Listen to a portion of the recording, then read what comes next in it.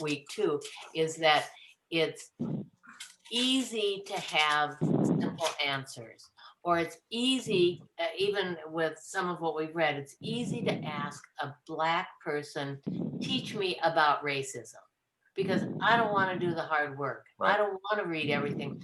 When you look at James Baldwin and Toni Morrison and everything that has been written about racism for years, for decades, and have the white people embraced it and read it? Nope, not very many. And even now, I'm so glad we're doing this. Right. Because it's simpler for us to take the other side of things. I got a letter today, kind of a follow-up to what happened a couple weeks ago. Our sign out in front. Remember I told you about our sign? Yes, yes, and the have you still been emailing this guy or Facebooking? No, we got a new one. Oh dear. It says, "Dear Madam or Sir, I come to Tucson every Friday, and this Friday I drove by your location and was surprised and shocked to see your announcement sign read, 'We condemn white supremacy.'" So he suggests that as he comes back, in consequent Fridays, he expects us to have something like Black Lives Matter, Antifa, that type of thing. It's like, here's the hard part about that. Can any one of those groups do some wrong? Absolutely. But they are not on the order of white supremacy. White supremacy, by its very nature, is saying, I'm better than you. Black Lives Matter says, you're not noticing me at all.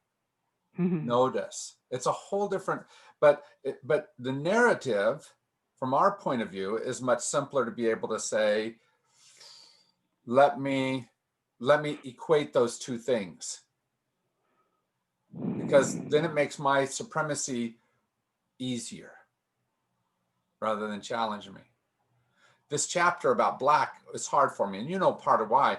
It's because I don't think, from my perspective, that Blacks can be racist, because I think racism is a matter of power. But he laid out very easily why he says that's not true, and understandably, right.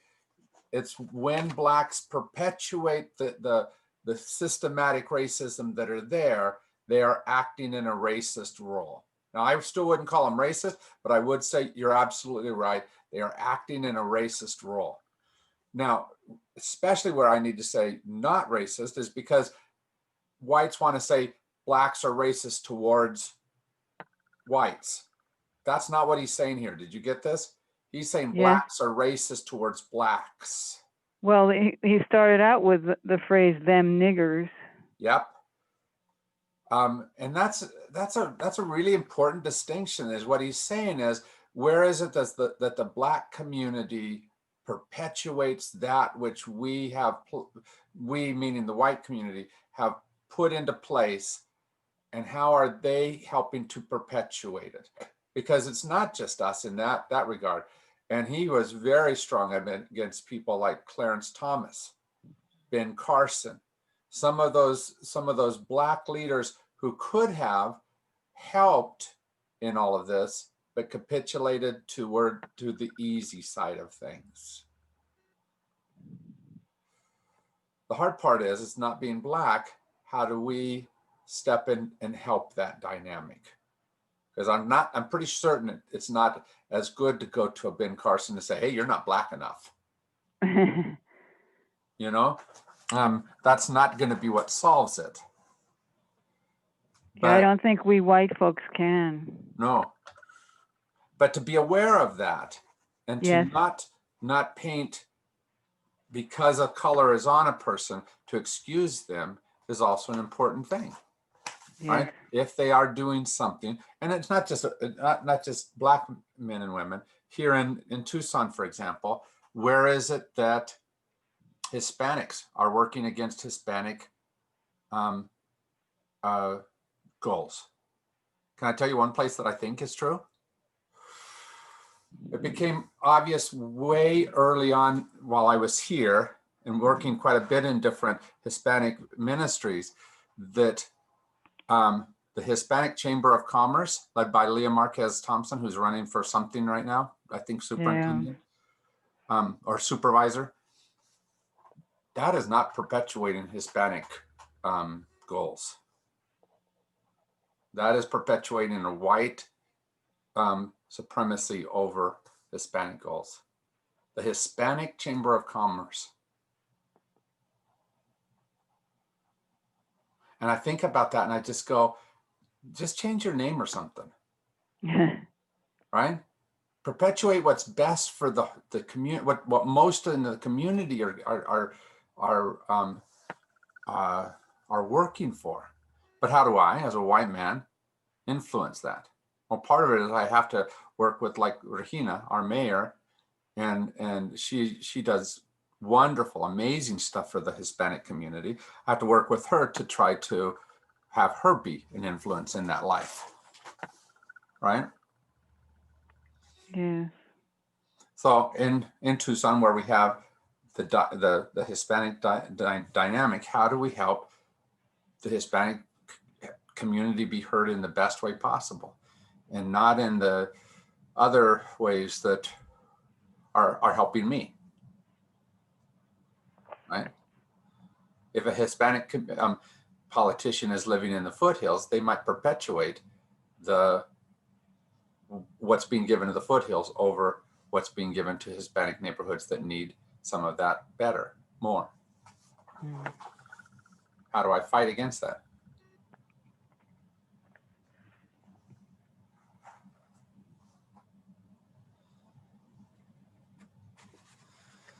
And then if we It was throw interesting how much time he spent, the blacks in powerful positions, Congress, judges, police, faculty, billionaires, millionaires, CEOs, attorney general, all those people. Yeah. Why isn't that making a difference? Part of it's because those individuals are perpetuating, are capitulating to the white ideal rather than helping the larger. I get that to some extent, in that if you want to get reelected, you want to have white votes as well as Hispanic votes, right? Black votes as well as white votes, but supposed to represent to some degree.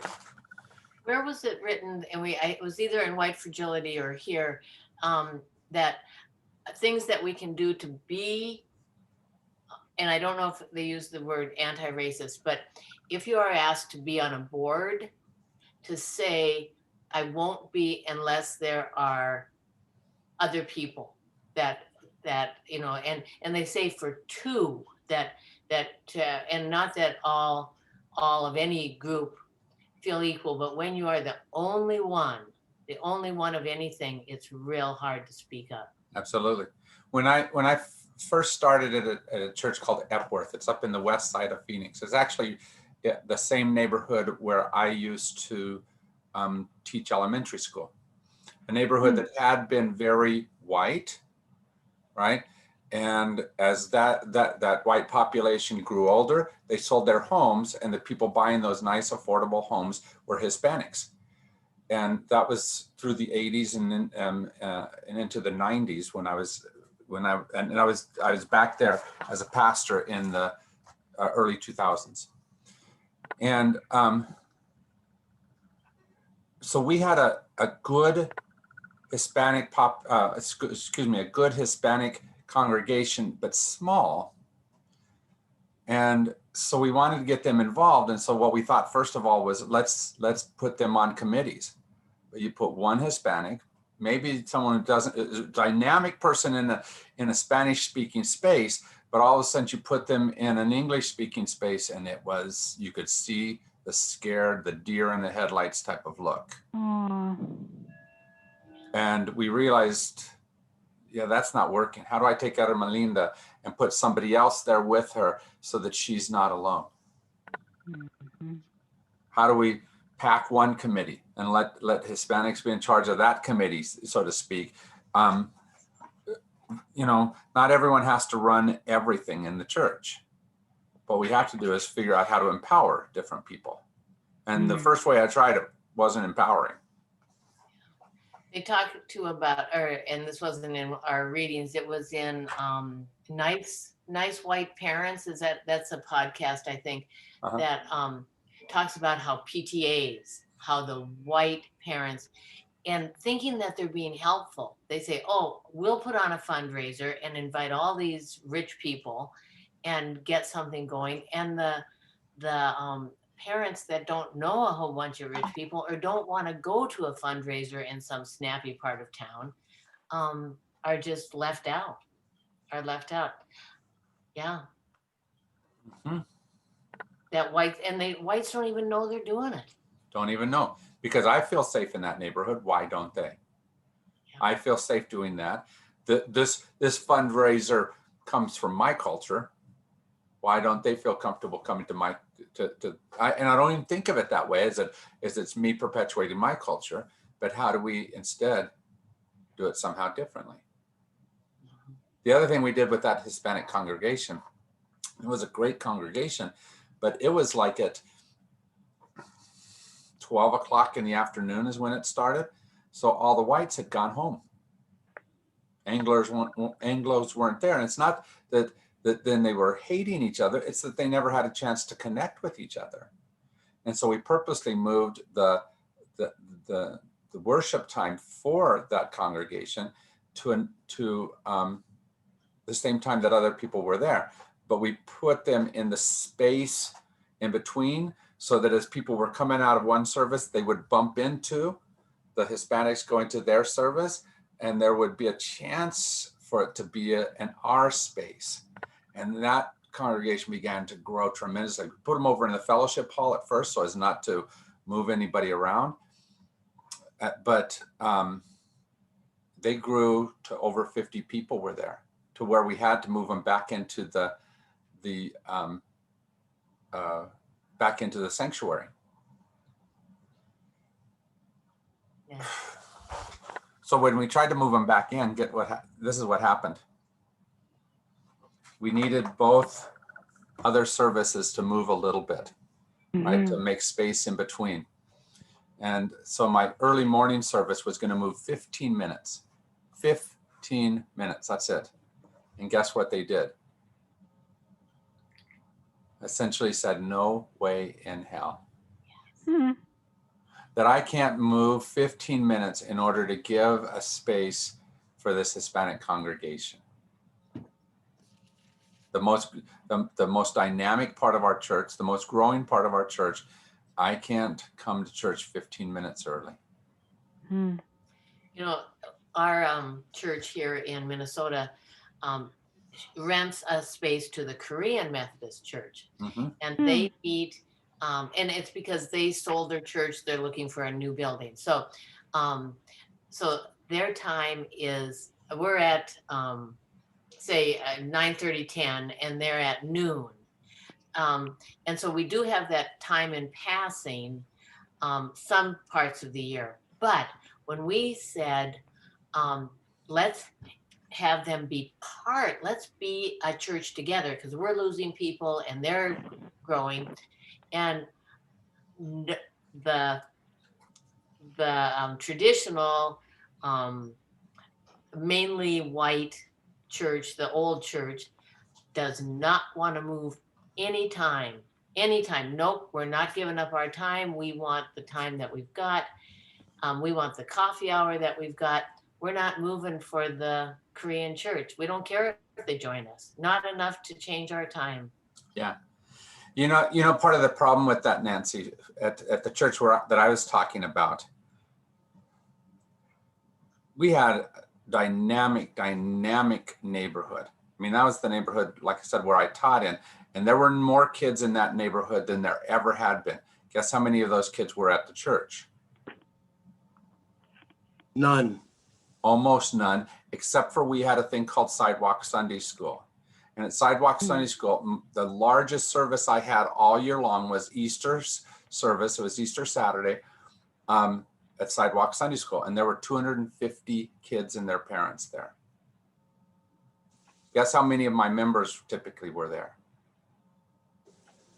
Almost none.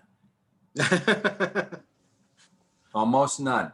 here was a chance for them to, and they prided themselves on being a neighborhood church, and they were, but they weren't the neighborhood of now. They were the neighborhood of yesterday.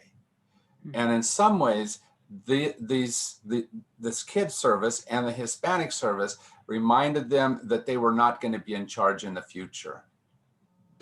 And so the not moving, I think to some degree, was, we're going to still own this church and you can't make us not own it. And what does that say?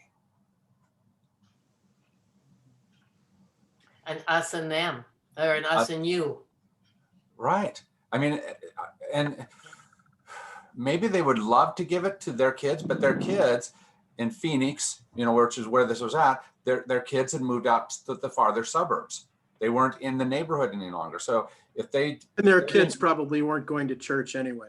Maybe. But if they wanted a neighborhood church, no, if they wanted their kids to be there, they had to admit they weren't a neighborhood church.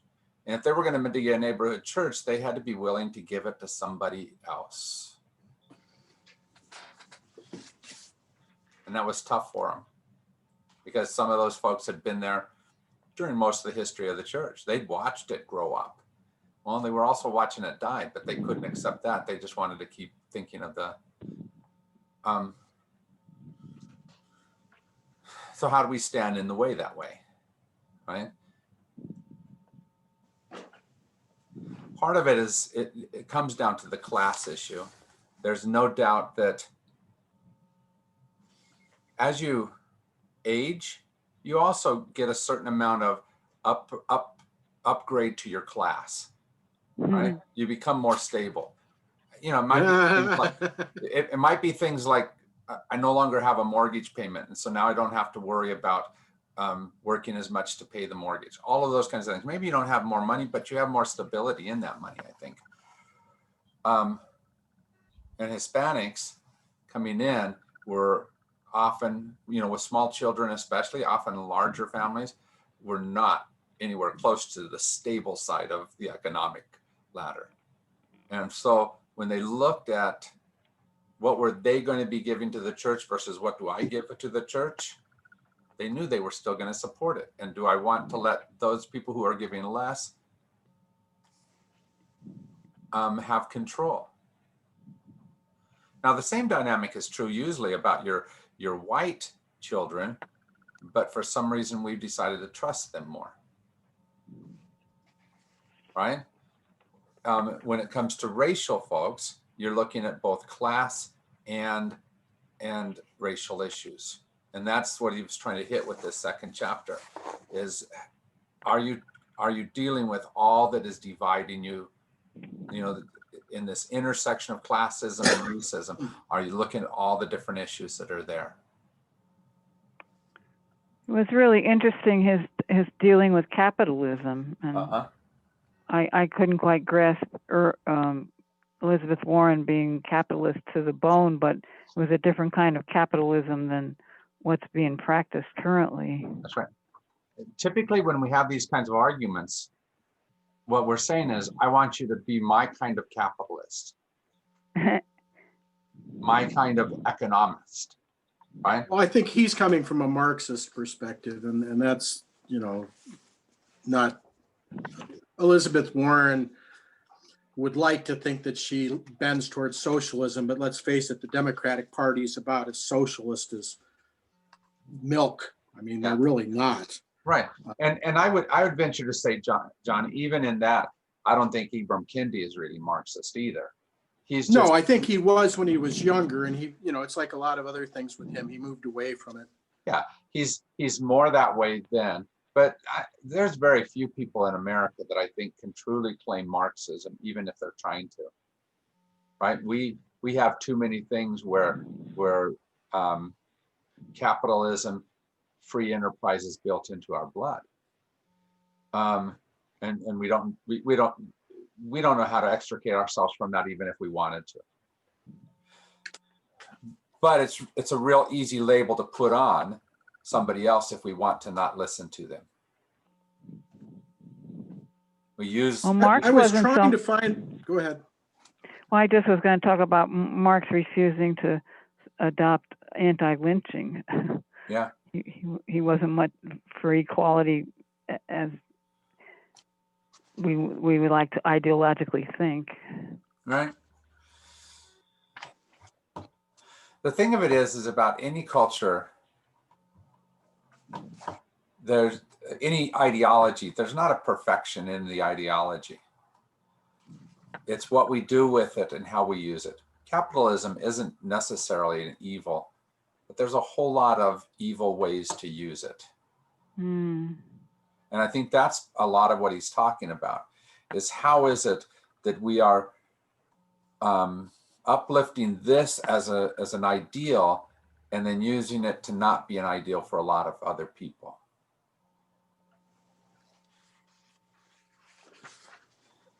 Well, I was just reading what he said about Warren, and the quote he has is, "I love the competition that comes with a market that has decent rules."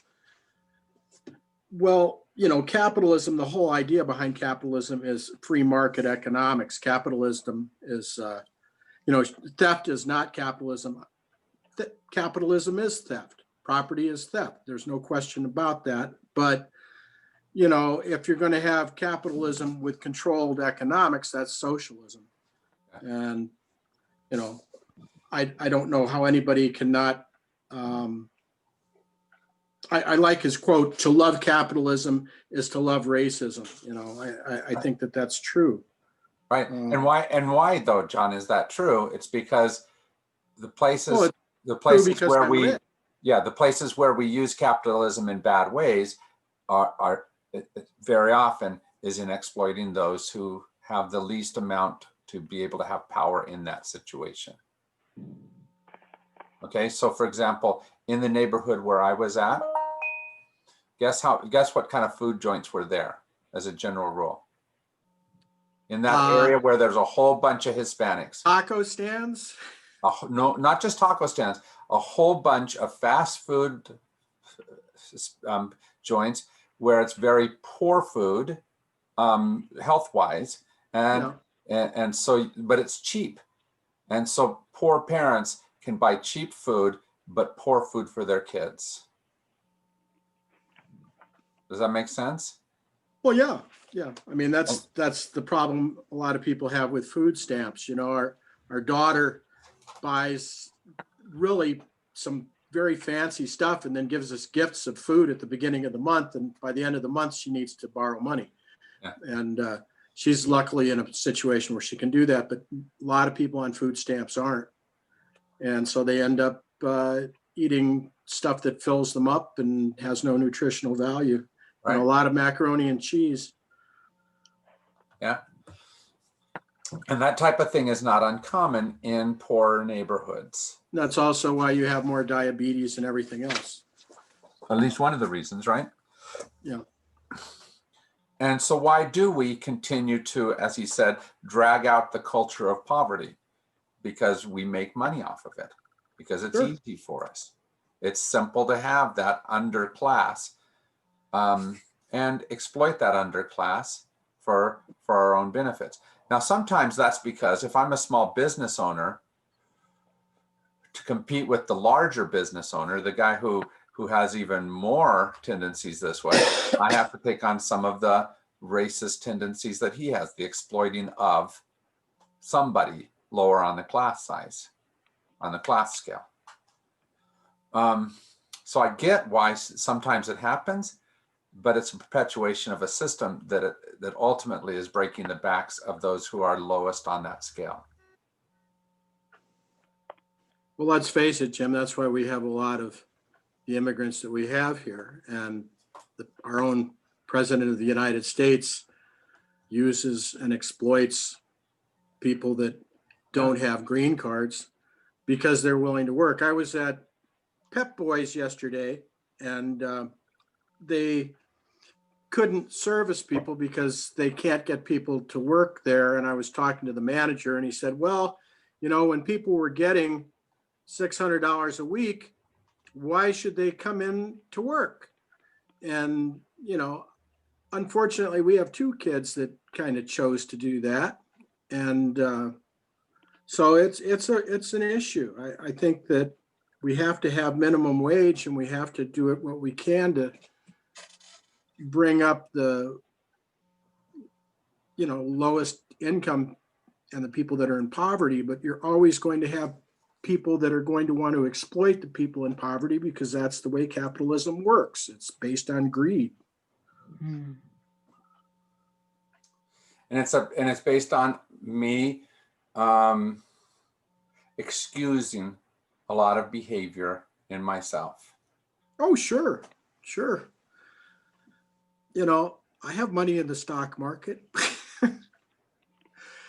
So what does that make me? A hypocrite? Well, I guess. the hard part about it, John, is the truth of the matter is if I look at just my portfolio, right? There's ways that I have profited from this. It dropped for a while, but then it's going back up again. Sure. Right? Yeah. And that whole system of where we focus in on stock market is that which favors those who already have. Right. And something like 20% of the American population invests in the stock market, if you don't count 401ks and stuff. Not very many people really can afford to or do. That's one of the things he talks about in the books is savings. And if you look at savings among Black families and savings among Hispanic families, it's little to nothing. And, when I read that, I wondered how much of that was cultural and how much of that was economic. I think it's both. Yeah. And And that's just looking at our own family. That's right. But that's why he chose to look at them together, because in a very real sense, you can't separate those, especially when with the percentages of people of color that are also in those lower poverty spaces. It's hard for us not to be both. If we're classist, it's hard for us not to be racist. And it's hard in our family. Last night we were visiting with our godchildren, and one of them works for a call center, and the other one works as a roofer. One of them is half Hispanic, half Native American, but they both support Trump, and they both get really angry at the people that they see in their families that are collecting unemployment or food stamps when they're working and barely getting more than they are. And, I get their anger, but I also don't see an easy answer to it.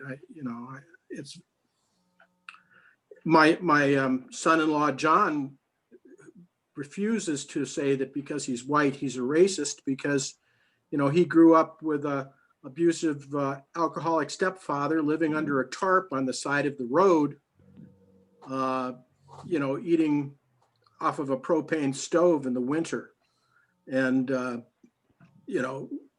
just grew up with that kind of poverty with his mother, working jobs as waitressing and stuff. But I mean, literally, they're sleeping in tents all of his childhood. And he says, don't tell me that I benefited from white privilege. And I said, well, John, his name's John. I said, you have benefited from white privilege. Well, he doesn't believe that. So because it's more convenient to not believe that. Well, because he said he had such a hard life. Right. He really did. I mean, I can't relate. I had such an easy life compared to somebody like John. He ended up being a liberated minor when he was 15 and living on the street. And, he's amazing, but I understand for somebody like him, when I talk about white privilege, he doesn't see it. Well, but it has nothing to do with what he's gone through. Okay, he has gone through all kinds of stuff. It doesn't mean that your struggle hasn't been real. Many of you know my wife Joni's story. At 7, when she was 16, her parents divorced. One went to California, one went to Texas, leaving her here during her last 2 years of high school. She went through hardships, right? That doesn't mean she didn't have white privilege along with it.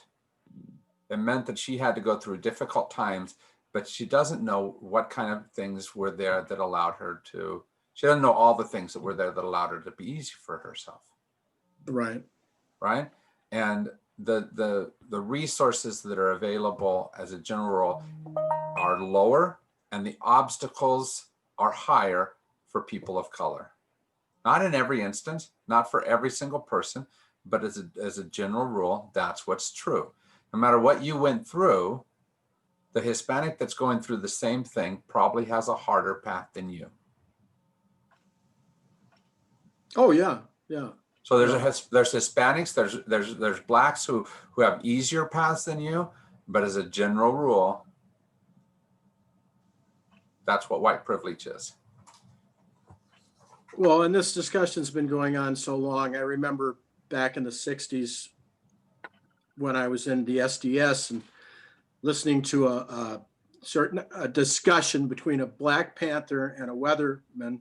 They weren't weather people yet. And the weatherman said, you know, he acknowledged that he had long hair, and back in those days, you know, the hippie thing was, there was a lot of anti counterculture stuff. So the guy that was the weather person said to the Panther, you know, I can cut my hair off, I can shave, and you can't change the color of your skin. And it's true. I mean, it's always been true. Yeah. And here's the thing, John, just think about what in many ways the weathermen were doing. They were choosing to set aside their privilege. A black man, yeah. the typical rule, doesn't get to choose to set aside privilege. A poor man or poor woman doesn't get to usually choose a different class like that. Can do things to help move themselves up the class ladder, but it doesn't just happen easily. Sometimes for a white person, it's as simple as, I'm just going to go get another job. Right. Right. And suddenly I can be in a different class. That option is not as open, especially with the redlining that has happened in the past, with employment bias. I won't even say prejudice, because I don't think sometimes that they're trying to be prejudiced, but oftentimes if they talk to two men, one of them white, one of them black, it's much easier to hire the white than the black. And so the black man has to somehow stand out in some way or another so that they can step out of the class that they're in. A privilege that oftentimes is not available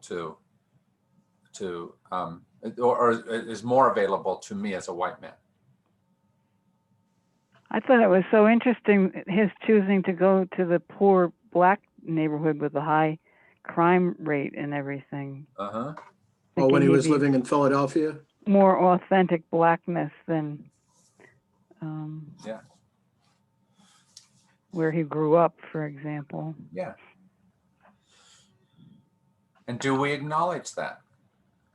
As a general rule, like the letter that I read to you today from that man, he wanted to say, that thing which bugs me about them is equal to what they're saying is bugging them about me.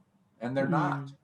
No. It was a thing where somebody yelled about our sign, which says we condemn white supremacy, and he wanted us to condemn Black Lives Matter. Oh, that's sick. Well, yeah, but if that's what's standing in my way, then obviously you should condemn it also. But the reality is my salary compared to somebody else's salary might be giving me an advantage. And do I recognize that? Well, one of the things that the book stirred up was Trayvon Martin. And that kind of nonsense just is so abhorrent, where somebody that couldn't be a cop because he beat his wife and had actually had a record, decided that he was going to be a vigilante and shot a kid because he was wearing a hoodie, you know, maybe was feeling threatened by his Skittles, and got away with it with a jury, with a jury of his peers. Got walked away as a hero. Yeah. for shooting a kid. Why? Because the kid was black. That's the only reason. And that's why, you know, in my emails and stuff, I've gone back to spelling America with 3 Ks. I just think our country is just so racist. And of course, in our family, we see it all the time. But, you know, Heath right now, he thought he'd be able to find a job right away. But, you know, I honestly, he's got great credentials. He's a very good, personable guy, but he has a GED and he's black. And he doesn't get that that is holding him back. And it is. There's, you know, and I don't know what to do about it. But part of that, John, is because that employer doesn't recognize that either. The employer looks and very easily looks at Heath's stuff and may not even think it's his blackness, but it finds it easier to be able to disqualify him for one reason or another. See something on the resume that says, well, not this one. Right. Right? In any number of ways. Yeah. And Heath, God bless Heath. He handles it really well. He doesn't really believe that that's what's happening. And it wouldn't do him very much good to believe that, I guess, anyway, because, you know, what do you do with that anger? But it is happening. Yeah. And the couple we visited last night, you brought up Black Lives Matter, you know, they started talking about, you know, he is Hispanic and Native American, and yet he says all lives matter, and he thinks Black Lives Matter is, to him, that's racist, and he finds that threatening. And there, you know, Diane made me promise and has made me promise not to talk politics with family because you know how that is with your Round Valley family. Yeah. But, you know, listening to him talking about feeling threatened by Black Lives Matter, you know, I wanted to have a dialogue, but at the same time, I have to acknowledge that there are a lot of people, obviously not just white people, that must feel that way, or they wouldn't be saying it. And why do they feel that way? I don't know. And I don't know how to change them. You know, the anti-racism, I love this book because it doesn't make me feel nearly as guilty as the fragility book. You know, I can be an anti-racist instead of being a racist. That sounds a lot better to me. But you know, what it is trying to do, John, is not necessarily make you feel guilty, but it is saying, what are you going to do?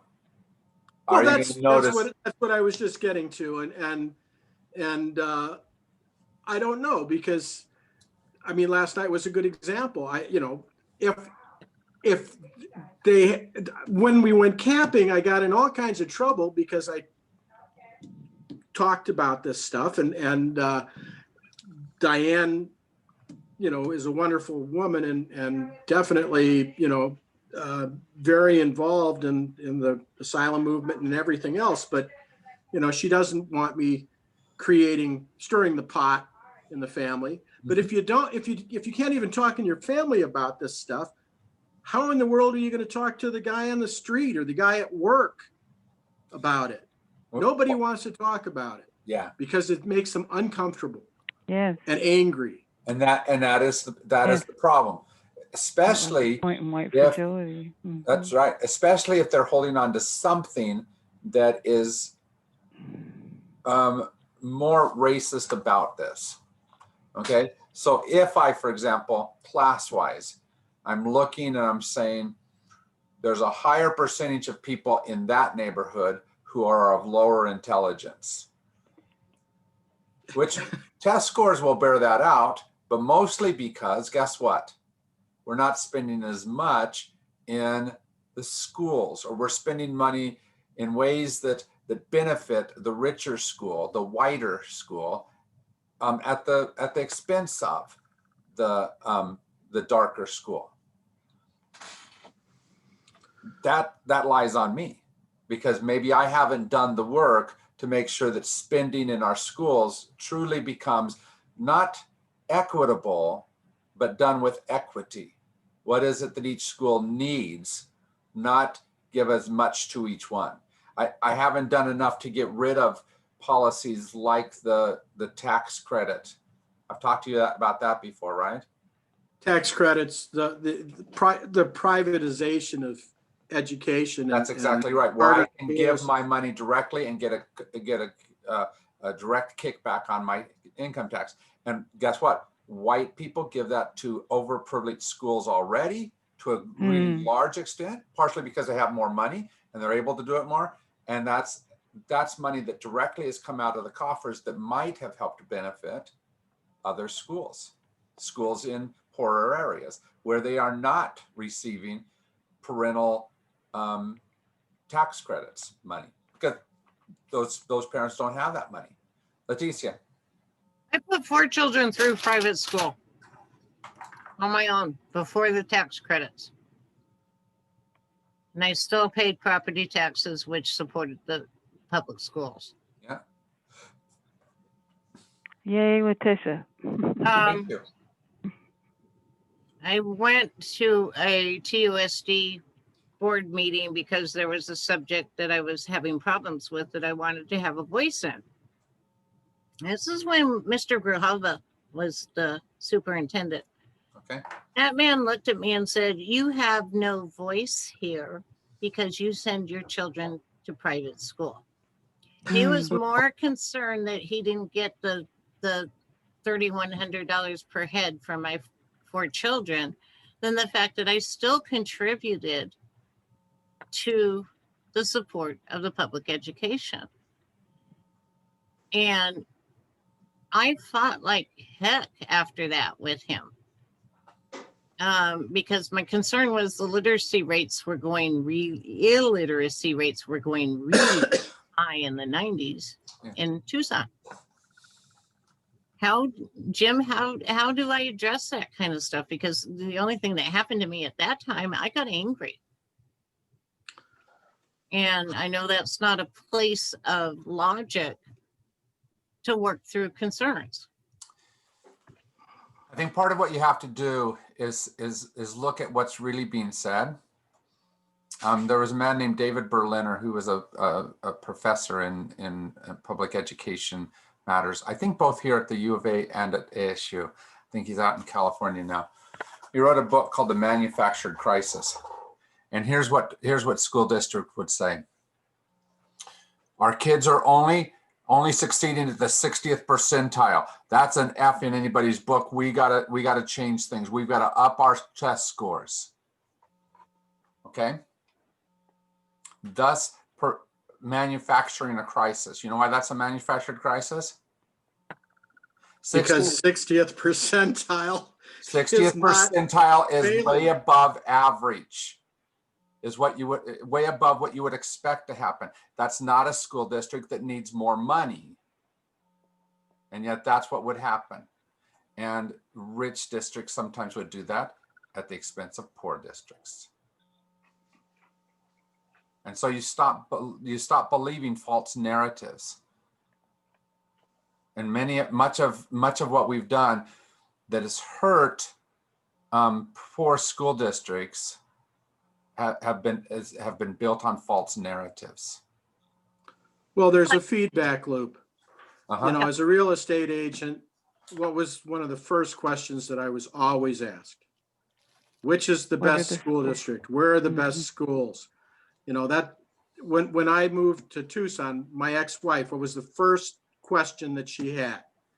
You know, and oh, well, we have to live in the foothills or we have to live in Tanque Verde School District at that time, now Vail or wherever. But, you know, and of course, then people end up moving to those areas, and then those areas end up getting money. And, you know, then the people in Sunnyside, their property values go down and they end up getting less money.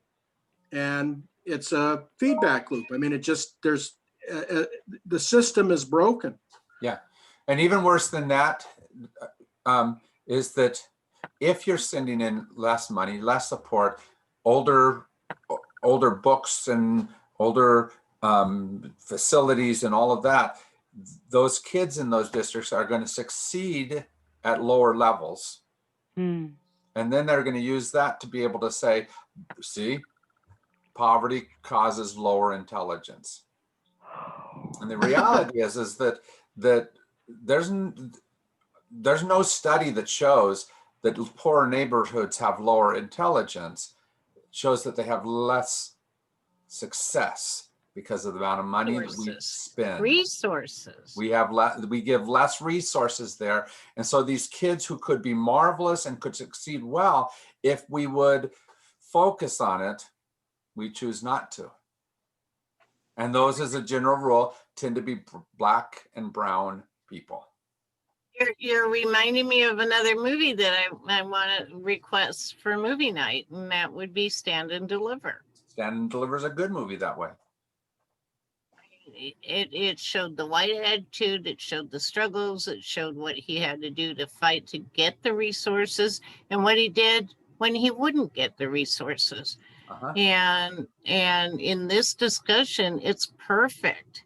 Yeah. Because that same thing happens in Black neighborhoods in Atlanta, and Black schools in Atlanta and Mm-hmm. Charlottesville and Jacksonville. Yeah. Where the percentage of urban Black culture is higher than it is here.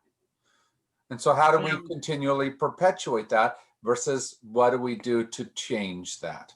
If, for example, parents in a district which is in a poorer area, they're probably working more hours, less time to be able to be home with the kids. How do we provide after school tutoring to be able to be there to support those parents who can't as easily? When you were in Texas, did the schools have the escuelas after school? Or it was like and I was only in high school in Texas, so I don't know as the elementary schools as well. I have a friend that grew up in West Texas that they had an escuela where it was teacher volunteers and family and everybody, and they used it almost like for the whites, it was almost like a after school program, a daycare, until they got home from work. But it was set up bilingual. They helped them with the homework, and they also helped with at least the teaching resources were a little heavier, so their grade point averages were higher. As a religious community, we may be able to set something like that up, maybe not every day, but someplace where they can come and we can. Jim, am I correct? There's a lot of former educators in our community. And one of the programs in Tucson that has been set up because of the educators that have been here in the past is Reading Seed, for example, which is trying to say, how do we get people into situations where they can help make a difference? And again, the hard part about that is it's not necessarily the school where your kid goes. It might be the school which is blacker, browner, poorer, more difficult from many perspectives.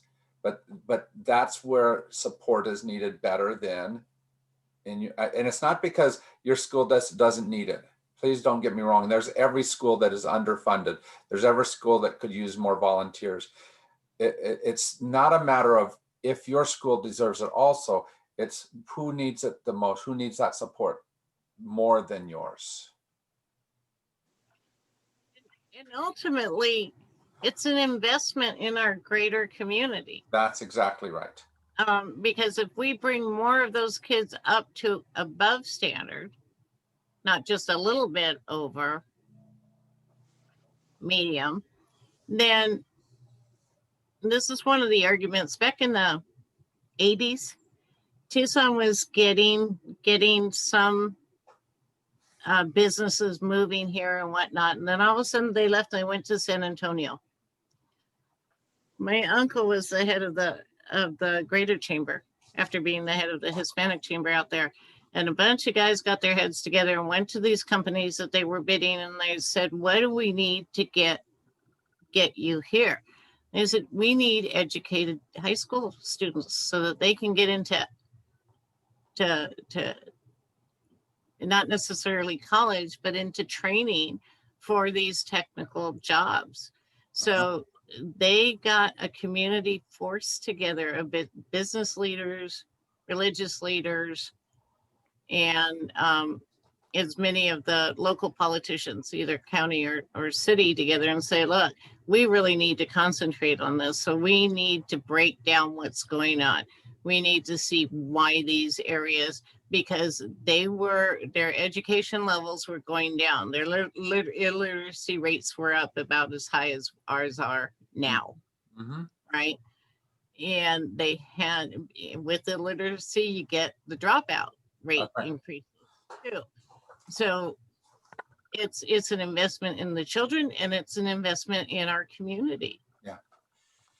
No matter how much we say that we want a lower class, ultimately that doesn't help us as much as what we think, especially if that lower class has no possibility of advancement. One of the things that's worse, for example, about the stopping of people at the border is that much of our economy, if we have a thriving economy, much of it is because there is that upward movement of you can be better than your dad was. You can have a better job than, and earn more money than your mom does.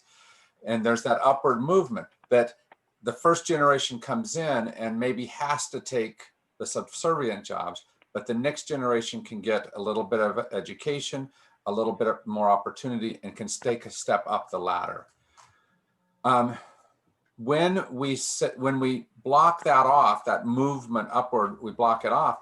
What it's doing is it's saying, I want a continuous subculture here, and that is the Black and brown community. Go ahead. Where I hear that, Pelosi at one point was arguing about letting the undocuments in and lightening up on restrictions, right? But the comment she made that just sent me off was, and we need these people to do those jobs. I think we need to break that conversation. And that's what is really difficult for me, because I hear that and I hear just a blanket, they shouldn't have the kids separated. Well, when they cross without going through the port of entry, the time frames that they're held are longer, but the children can only be held for 30 days. If we need to identify, Jim, I know you get the help for the people that go through St. Francis, but many are just going out there and saying, you can do that. You can cross illegally and then claim asylum. But what happens now, because they don't want to be separated for their children, we have a whole new class of people coming in, going back into the shadows. Sure. And we spent decades trying to get them out of the shadows. That's exactly right. And here's the thing about that, Leticia, that's all driven by for me, a classism situation. We need those people to work the fields. I think we have for years needed that. And we were willing to take whoever would do that. We've gone through a lot of different underclasses, but most of those underclasses, when Norwegians came in, they were the underclass, right? But they had Italians came in. When Italians came in, they had the opportunity, I believe, that we're not affording people today, of being able to move up the ladder and become part of polite society. Right? I don't think that's available in the same way, or we're trying to make it unavailable. in that same way. My grandfather came here from the Netherlands as a baby in his daddy's arms from the Netherlands. They didn't ask before they came. They came. And our policy was essentially, you're not sick with typhoid, okay, you can come in. That was basically the policy. We've chosen since then to start putting these restrictions, these limitations about who can come in. And you know who that hurts most of all? Doesn't hurt people from the Netherlands. They don't, you know, they don't hit their quota most of the time. You know where it hits most strongly? South of the border countries, and not just south of the, I should say south of the equator, right? Anything south in the southern hemisphere has a harder time coming in. Africa, South America, Mexico. But Jim, historically, we've always been racist. It wasn't until Civil War that we even started, you know, we've had more people of color come into the country since the 60s than we had previously. We, you know, if you look at what we did with Hispanics and also with Chinese is what was really awful. And of course there's genocide too. Don't forget about the Native Americans. I mean, this country, I don't understand our president talking about how we're not teaching history because we're trying to teach people the truth about the history of our country. We need to accept the history of our country if we're going to change. And so, no offense, but when you say that things weren't like that before, things have always been like that. This country has always been racist. That's not what I meant, John. Our country has always been racist. Let me clarify. So it's that You're talking about the difference between the immigration that happened through Ellis Island, right? And the immigration from south of the border. And those two immigrations have always been different. You're right. But the laws have been more restrictive to those south of the border. Yeah, here's the bottom line.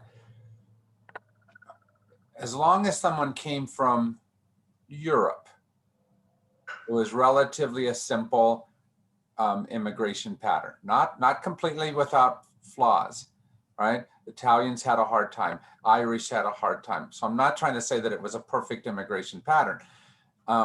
They were expected to have the lowest ranking jobs, but there was also a sense of advancement possible. When you talk about Chinese, that was not always true. When you begin to talk about color, that's often not possible in the same way. Well, and it's not just in the United States. If you go to Mexico, I remember being shocked learning about the history of what happened to the Chinese in Mexico.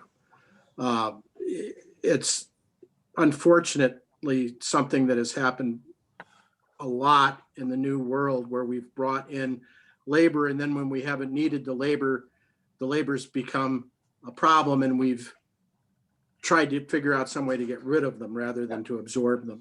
So the question is this, and we have to stop because it's after our time. But when it comes to class issues,